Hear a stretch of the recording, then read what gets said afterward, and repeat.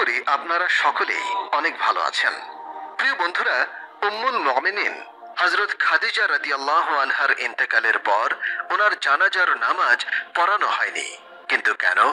এবং যেদিন হযরত খাদিজা রাদিয়াল্লাহু আনহার মৃত্যু হয় সেই দিনটি ছিল রমজান মাসে। কিন্তু রমজান মাস থাকা সত্ত্বেও কেন সেই দিনটি কেউ রোজা রাখেনি? হযরত খাদিজা রাদিয়াল্লাহু আনহার মৃত্যুর বছরকে কষ্টের বছর কেন বলা হয়? এই সকল প্রশ্নের উত্তর আজকে এই ভিডিওর মাধ্যমে আমরা আপনাকে জানাবো। প্রিয় দর্শকবৃন্দ, হযরত খাদিজা রাদিয়াল্লাহু আনহা হচ্ছেন প্রথম নারী যাকে কোরআনের আয়াত দ্বারা উম্মুল মুমিনিন অর্থাৎ মুমিনদের মা উপাধি দেওয়া হয়েছে। এছাড়াও কুরআনুল কারিমে হযরত খাদিজা রাদিয়াল্লাহু আনহা সম্পর্কে এবং দ্বীনের খেদমতে তার অবদান সম্পর্কে অনেক কথা বলা হয়েছে। রাসূলুল্লাহ সাল্লাল্লাহু আলাইহি ওয়াসাল্লামের সাথে বিয়ে হওয়ার পূর্বে তিনি মক্কার অনেক বড় ধনী ব্যবসায়ী রমণী ছিলেন। তার ব্যবসায়ী কাফেলায় নিযুক্ত উটের সংখ্যা প্রায় ৮০,০০০ ছিল। সেই সকল উটের মাধ্যমে তিনি শাম, সিরিয়া, মিশর ও ইয়েমেনে ব্যবসায়ী কাফেলা প্রেরণ করতেন। কিন্তু আল্লাহর রাসূল সাল্লাল্লাহু আলাইহি ওয়াসাল্লামের সাথে বিবাহের পর তিনি তার সমস্ত সম্পদ ইসলামের কল্যাণে আল্লাহর রাসূলের হাতে সমর্পণ করেন, যাতে ইসলামের প্রচার ও প্রসারে ব্যয় করতে পারেন।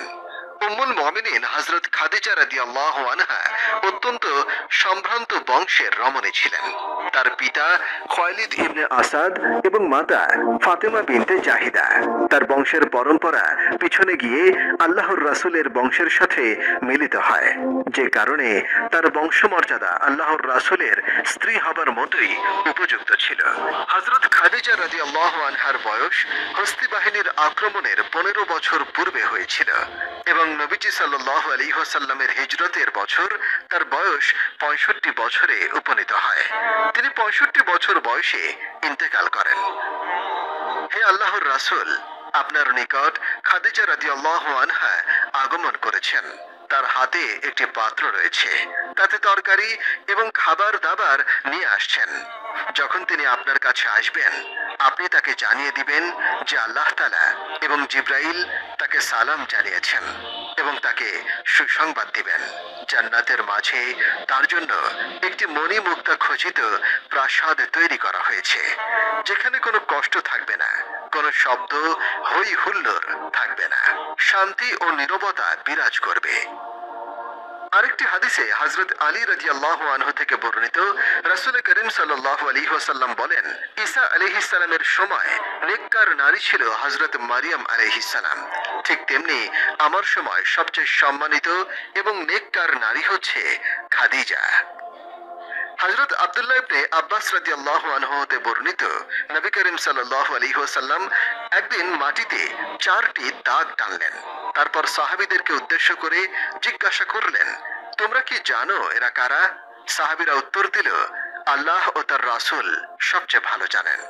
তখন আল্লাহর রাসূল সাল্লাল্লাহু আলাইহি ওয়াসাল্লাম বললেন, এই 4 জন হচ্ছেন জান্নাতের সবচেয়ে সম্মানিত 4 মহিলা। একজন হচ্ছে খাদিজা বিনতে খুয়াইলিদ, দ্বিতীয় জন ফাতেমা বিনতে মুহাম্মদ, তৃতীয় জন ফিরআউনের স্ত্রী আসিয়া এবং চতুর্থ জন হযরত মারিয়াম বিনতে ইমরান। হযরত খাদিজা রাদিয়াল্লাহু আনহা আল্লাহর রাসূলের প্রথম স্ত্রী ছিলেন। আল্লাহর রাসূল সাল্লাল্লাহু আলাইহি ওয়াসাল্লাম খাদিজাকে এতটাই ভালোবাসতেন যে যতদিন খাদিজা রাদিয়াল্লাহু আনহা জীবিত ছিলেন ততদিন তিনি অন্য কোনো নারীকে বিবাহ করেননি। হুজুরে পাক সাল্লাল্লাহু আলাইহি ওয়াসাল্লাম হযরত খাদিজা রাদিয়াল্লাহু আনহার বিষয়ে বলতেন, আমি তার চেয়ে উত্তম কোনো স্ত্রী পাইনি। কেননা খাদিজা সেই সময় ঈমান এনে আমার পাশে ছিল যখন মক্কার কাফেররা আমার উপরে জুলুম অত্যাচারের সীমা অতিক্রম করে ফেলেছিল। খাদিজা সেই সময় তার সম্পদ এবং ভালোবাসা দিয়ে আমার পাশে ছিল যখন আমার পাশে অন্য কেউ ছিল না। এছাড়াও আল্লাহ তাআলা আমার সকল সন্তানের জননী খাদিজাকে বানিয়েছেন। খাদিজার মাধ্যমে আল্লাহ তাআলা আমাকে সন্তানের নিয়ামত দান করেছেন।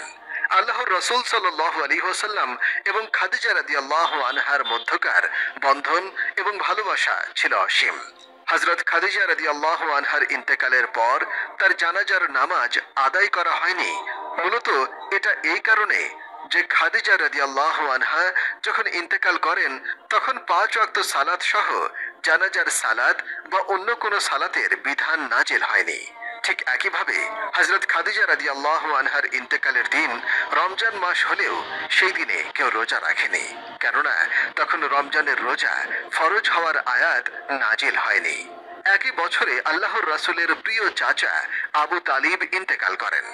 এই দুজনই আল্লাহর রাসূলের পাশে ছিলেন, তার কঠিন সময়ে সব ধরনের সহযোগিতা করেছেন। সামান্য কিছুদিনের ব্যবধানে সবচেয়ে প্রিয়তম দুই ব্যক্তির ইন্তেকালে আল্লাহর রাসূল মানসিকভাবে বিপর্যস্ত হয়ে পড়েন। এই কারণে এই বছরকে কষ্টের বছর বলা হয়। হযরত খাদিজা রাদিয়াল্লাহু আনহার মৃত্যু নবীজির হিজরতের এবং সালাত ফরজ হওয়ার বছরেই হয়ে থাকে। হিজরতের কয়েক মাস আগে হযরত জিবরাইল আলাইহিস সালামের সুসংবাদ অনুযায়ী হযরত খাদিজা রাদিয়াল্লাহু আনহা জান্নাতে নির্মিত মণিমুক্তার নির্মিত প্রাসাদে রয়েছেন। আল্লাহর রাসূল সাল্লাল্লাহু আলাইহি ওয়াসাল্লাম নিজে হযরত খাদিজার কবরে নামেন এবং নিজ হাতে হযরত খাদিজার দেহ কবরে নামান। হযরত খাদিজা রাদিয়াল্লাহু আনহার গর্ভে আল্লাহর রাসূল সাল্লাল্লাহু আলাইহি ওয়াসাল্লামের 6টি সন্তান জন্ম হয়। তার মধ্যে 2টি পুত্র সন্তান যারা শিশু বয়সে ইন্তেকাল করেন, আর 4টি কন্যা সন্তান।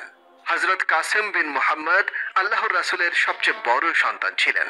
এই ছেলের নাম অনুযায়ী আল্লাহর রাসূল সাল্লাল্লাহু আলাইহি ওয়াসাল্লামের একটি কুনিয়াত উপনাম রয়েছে, আবুল কাসেম। তারপরে কন্যা সন্তানদের মধ্যে হযরত জয়নব বিনতে মুহাম্মদ আল্লাহর রাসূলের সবচেয়ে বড় কন্যা। তারপরে তৃতীয় পুত্র সন্তান আব্দুল্লাহ বিন মুহাম্মদ, তিনি খুব অল্প বয়সে মারা যান। এই পুত্র সন্তানটি নবুয়তের বছরে জন্মগ্রহণ করেন, যার কারণে তাকে তোয়েব এবং তাহের 2টি উপনামে ডাকা হয়। তারপরে চতুর্থ সন্তান হযরত রুকাইয়া বিনতে মুহাম্মদ সাল্লাল্লাহু আলাইহি ওয়াসাল্লাম। তারপরে পঞ্চম সন্তান হযরত উম্মে কুলসুম বিনতে মুহাম্মদ সাল্লাল্লাহু আলাইহি ওয়াসাল্লাম। অতঃপর সর্বশেষ এবং ষষ্ঠ সন্তান জান্নাতের নারীদের সর্দার হযরত ফাতেমা বিনতে মুহাম্মদ সাল্লাল্লাহু আলাইহি